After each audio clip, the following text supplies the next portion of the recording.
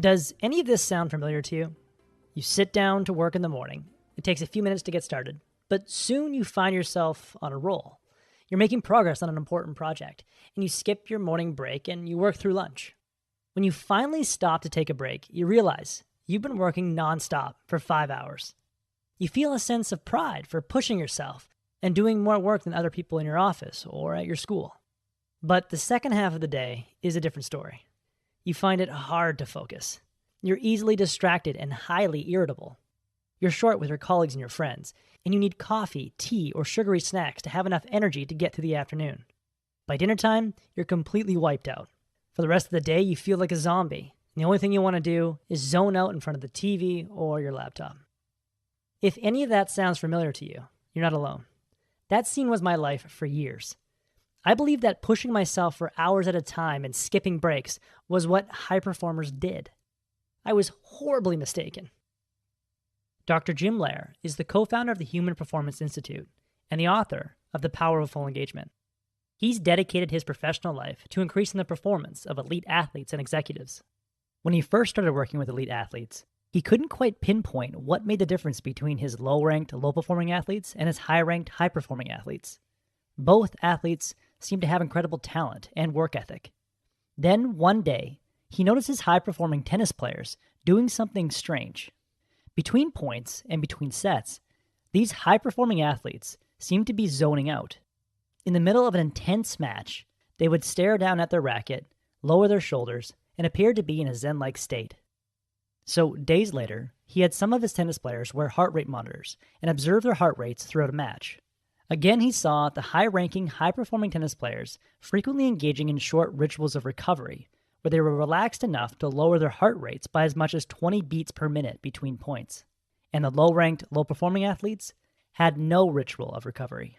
They kept their heart rates elevated throughout the match and sustained a high level of intensity for long stretches of time.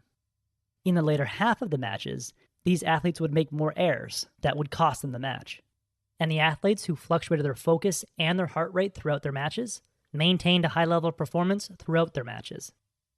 Dr. Jim Loehr learned that many other great athletes had short and frequent rituals of recovery, like these top-ranked tennis players. Jack Nicklaus, arguably the greatest golfer who has ever lived, once said, "My focus begins to sharpen as I walk onto the tee. It then peaks as I set up to the ball and execute the swing.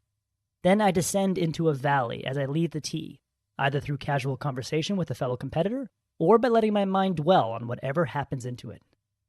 It turns out that high performers are able to perform at a consistently high level for long periods of time because they can rapidly cycle between periods of full engagement and complete disengagement. In other words, the power for them to be fully engaged and be their best selves is generated by frequent disengagement. The co-author of The Power of Full Engagement, Tony Schwartz, learned that this principle of full engagement was also valid in the business world. When Schwartz would explain the importance of frequent rituals of recovery, almost every workaholic executive was skeptical.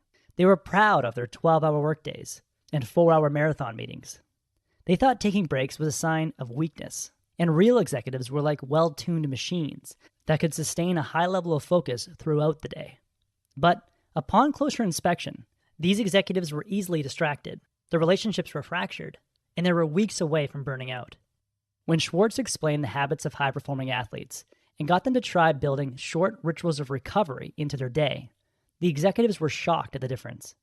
One executive named Bruce told Schwartz that after incorporating mandatory 15-minute breaks after 90 minutes of focus during any meeting, his team was able to get more done in less time and have more fun doing it. Co-author Tony Schwartz convinced many executives that taking breaks isn't a sign of weakness, it's a sign of high performance. As much as you might think you're a machine and you can put on long hours of work without breaks and crank out a steady stream of quality work, you're kidding yourself. In order to bring your best self to your work, you need to be fully engaged. And to be fully engaged, you must practice frequent disengagement. If you fail to frequently disengage during the day, your thinking will become imprecise, your mistakes will pile up, and you will become easily distracted. What should take you 1 hour to complete will now take you 3 or 4 hours. I know because that was my life for years. The key is building a set of recovery rituals into your day and executing those rituals in 2 scenarios. First, after every 90-minute block of continuous focus. And second, anytime you start to feel slightly irritable or on the verge of exhaustion. The purpose of a recovery ritual is to restore your 4 energy sources. When these 4 energy sources are full, you can fully re-engage with a problem, project, or person you're talking with. The 4 energy sources are physical energy, emotional energy, mental energy, and spiritual energy. Now, there will always be demands on our time, so it's important to get the most amount of recovery we can in the least amount of time. To help you get started building a set of rapid recovery rituals, here are a list of rituals that I practice daily. Hopefully some of these can spark your thinking. For the biggest physical energy gains in the least amount of time, I like to walk up a flight of stairs, or go for a jog around the block, or do a set of push-ups. I do these exercises just long enough to intensify my breathing, but not long enough to break a sweat and require a change of clothes. By moving my body and breathing heavily, I oxygenate my cells and rejuvenate my brain. Then I will return to my desk and drink a cold glass of water. Loehr and Schwartz say, drinking water, we have found, is perhaps the most undervalued source of physical energy renewal. Drinking water has such a profound impact on your physical energy, largely because your brain and your heart are made of almost 75% water. Even the slightest dehydration can result in devastating energy drops. For the biggest emotional energy gains in the least amount of time, I like to call or text someone I enjoy to make plans later that evening or that week, like planning a special dinner with my wife. Planning events with people I enjoy being around creates a sense of anticipation and excitement that I can carry into my next work session. For the biggest mental energy gains in the least amount of time, I go for a walk and listen to music. My goal here is to let go of whatever I'm working on and simply let my mind wander. If I have a thought related to what I'm working on, I quickly let it go and let my mind wander again. By consciously not thinking about what I'm working on, I let that problem incubate in my subconscious. Then when I return to my work 10 to 15 minutes later, I have a flood of ideas and I'm excited to get working again. The same effect can be had by having a short nap or by meditating. For the biggest spiritual energy gains in the least amount of time, I like to take out a piece of paper and write down how I want to be remembered and who I want to help. Now, I know when you hear spiritual, you probably just think religion, but you don't have to be religious to increase your spiritual energy. Spiritual energy comes from thinking about things beyond yourself or bigger than yourself. I find the most spiritual energy comes from tapping into a sense of purpose. By reflecting on how I want to be remembered, I think of what I stand for, what my core values are, what words I want people to use to describe me when I'm gone. By thinking of who I want to help, I go beyond selfish interests and worries and consider the sacrifices I would make for others. I often think of my wife. I think of you guys, subscribers and customers.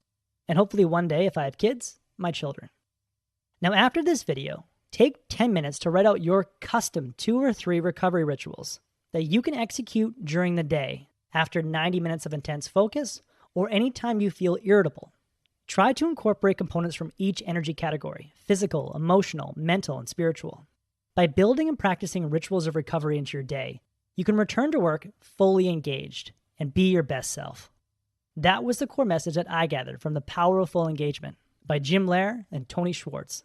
This book is filled with valuable insights on high performance. I highly recommend it. If you would like a 1-page PDF summary of insights that I gathered from this book, just click the link below and I'd be happy to email it to you. If you already subscribe to the free Productivity Game email newsletter, this PDF is sitting in your inbox. As always, thanks for watching and have yourself a productive week.